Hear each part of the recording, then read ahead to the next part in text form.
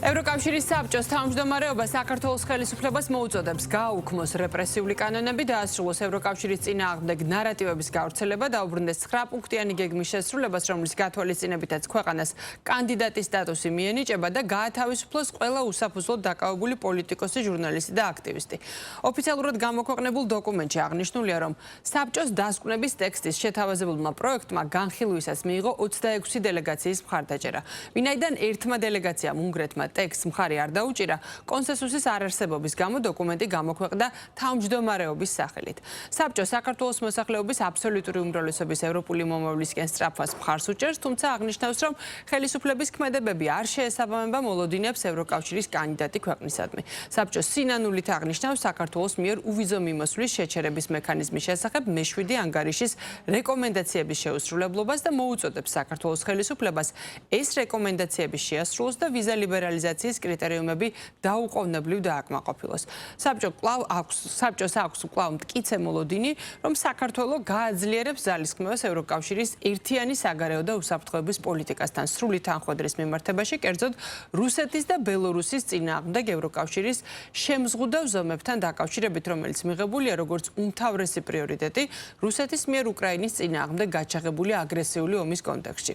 ევროკავშირის გაფართოების საკითხის განხილვამდე გამოქვეყნებულ ანგარიშს უკვე გამოეხმაურნენ თბილისში. არაფერი უცნაური ამ შეფასებებში არ არის. ის რომ ჯერ კიდევ საქართველოსად მასშტაბის ინტერესი და გვაფასებენ, ეს არის იმის შედეგი, რომ საქართველოს ჯერ კიდევ არის ევროკავშირის წევრობის კანდიდატი ქვეყანა და ევროკავშირს ადარდებს კანდიდატი ქვეყნებში, როგორ არის იმ ფასეულობების და იმ მთავარი პრინციპების მდგომარეობა, რომლის გარშემოც არის შექმნილი ეს კავშირი. ამიტომ არის ეს ინტერესი და არა იმიტომ, რომ ვიღაცას რაიმე განსაკუთრებული მოთხოვნები აქვს საქართველოს ხელისუფლებიდან. ხშირად ეს არის პირდაპირ პოლიტიკური პროპაგანდა, როდესაც პოლიტიკურ პატიმარს უწოდებ ადამიანებს, რომლებიც სახელმწიფოს წარმომადგენლებს თავს ესხმიან, სახელმწიფო ინსტიტუტებს თავს ესხმიან, მოლოტოვის კოქტეილებს ისვრიან, გადატრიალების ცდილობებს და დამხობის ცდილობებს ახორციელებენ.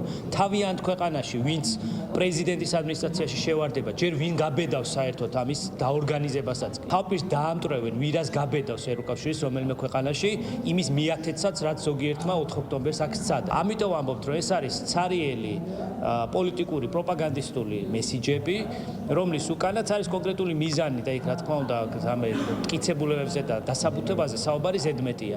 როდესაც არის მოწოდებები ეს გააკეთეთ, ის გააკეთეთ, ეს გააკეთეთ, რა ვიცი, დააწერონ პირდაპირ ქვეყანას გაუქმებულია და თავად აიღო ქვეყნის მართვა თავიანთ ხელში. ბრიუსელში სხვაგვარად ფიქრობენ განსხვავებით იმისაგან, როგორც ფიქრობს მაგალითად ევროპის საბჭო, რომელიც ყოველკვირეულად აქვეყნებს რეიტინგებს საკმაოდ სერიოზული ფართომასშტაბიანი საკითხის შესწავლის ანალიზის საფუძველზე და აბსოლუტურად რადიკალურ სხვა სურათს იძლევა, როდესაც საქმე გვაქვს მეცნიერულ შესწავლასთან მდგომარეობისა ამ რეიტინგებში გადაუსწარით ევროკავშირის წევრ ქვეყანას. აქედან გამომდინარე, ჩვენი აზრით მიზანი იგივე რჩება, რომ საქართველოში როგორმე შეიცვალოს ხელისუფლება, არჩევნების გზით ვერ მოხერხდა ეს და რევოლუციის წახალისება მიმდინარეობს დღემდე.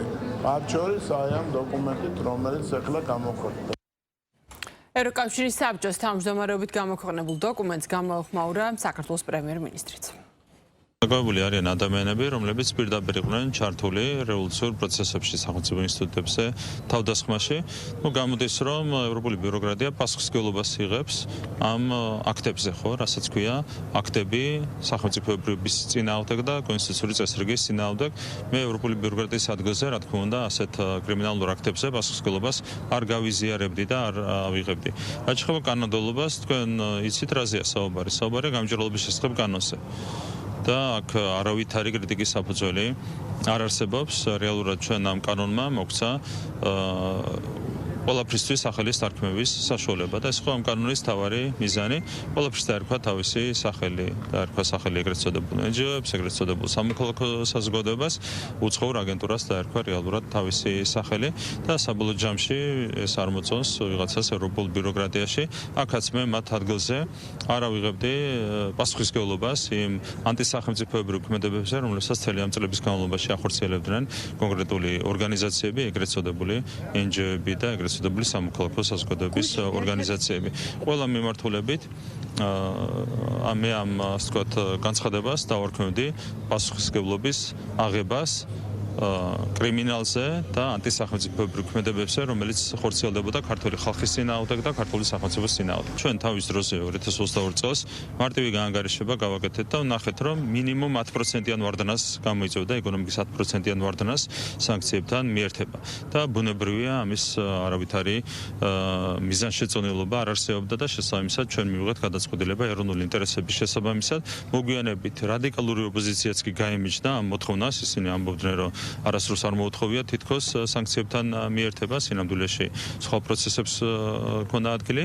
ახლა უკვე აღმოსავლებელი შტო პირდაპირ ითხოვს სანქციებთან მიერთებას, რაც არის ყველაფრის სრული ილუსტრაცია.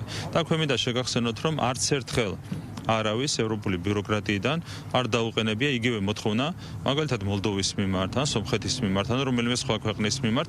აქაც ჩანს, რა თქმა უნდა, ორმაგი სტანდარტები. აქ მაინც ვერ იტყვის ქალბატონი კალასი, რომ მოლდოვას არ სურს ევროკავშირში გაწევრიანება. ხო, რა თქმა უნდა, ყველგან არის ორმაგი სტანდარტები, არიან კონკრეტული ქვეყნების პრემიერ-მინისტრები, რომლებსაც შეუძლიათ ევროპიდან გადაფრინდნენ მოსკოვში და რა თქმა უნდა ჩვენ აქ საწინააღმდეგო არაფერი გვაქვს, ეს არის შესაბამისი ქვეყნების საქმე, მაგრამ ორმაგი სტანდარტებია ძალიან ცუდი, რასაც ჩვენ ხედავთ ევროპული ბიუროკრატიის მხრიდან.